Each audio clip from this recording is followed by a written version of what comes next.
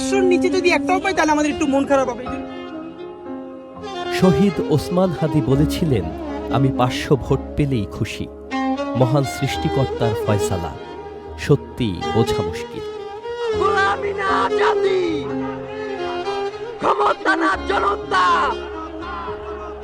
সকাল থেকেই সংসদ ভবন এলাকা ভরে ওঠে লাখো মানুষের ঢলে। তবুও সেই ভিড়ের মাঝেই এক গভীর শূন্যতা। সবাই আছে, কিন্তু যাকে ঘিরে এই জনস্রোত তিনিই নেই। ওসমান হাদির জানাজার নামাজ শুরু হওয়ার আগেই সংসদ ভবন এলাকার বাতাস ভারী হয়ে আসে। স্লোগান আর কান্না মিলেমিশে শোক যেন রূপ নেয় শক্তিতে। যাকে নিশ্চিহ্ন করে দিতে চাওয়া হয়েছিল, তিনি আজ হয়ে উঠেছেন বিপ্লব আর স্বাধীনতার অনন্য প্রতীক। নামাজের আগে প্রধান উপদেষ্টা তার বক্তব্যে বলেন, হাদি আমাদের মাথা নত না করার মন্ত্র দিয়ে গেছেন। বলো বীর চির উন্নত মমশির। এই উন্নত মমশিরের যে মন্ত্র তুমি দিয়ে গেছো, সেটা সন্তানের, বাংলাদেশি সন্তানের জন্মলগ্ন থেকে যতদিন সে বেঁচে থাকবে নিজের কাছে বলবে, চল বলো বীর চির উন্নত মমশির, আমাদের শির কখনো নত হবে না। সেই মন্ত্র তুমি আমাদেরকে দিয়ে গেছো, আমাদের সব কাজে সেটা আমরা প্রমাণ করব। প্রিয় ওসমান হাদি, তোমাকে আমরা বিদায় দিতে আসি নাই এখানে।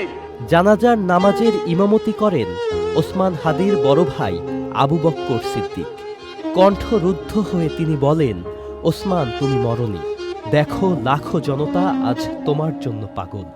ভাইরা আমার, ওসমান হাদি আর ফিরে আসবে না।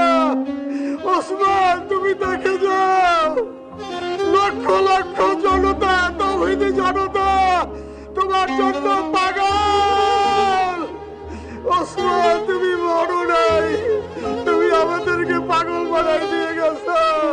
জানাজায় দাঁড়িয়ে থাকা মানুষ বারবার চোখ মুছছিলেন। এমন একজন মানুষ নেই তার জন্য দোয়া করেন। আল্লাহু আকবার।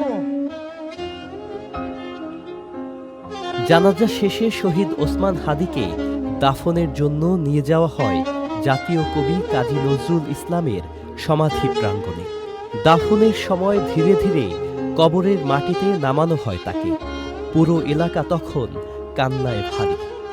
তবুও এটাই নির্মম বাস্তবতা, এই মাটিতেই শেষ ঠিকানা।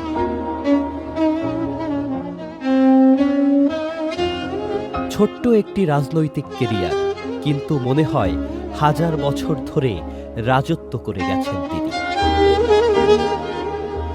যে রক্ত দিয়ে ভেজায়, সেই এই বাংলার 1000 বছরের ইতিহাস যেন বদলে দিল। Sajid Abdullah, channel I.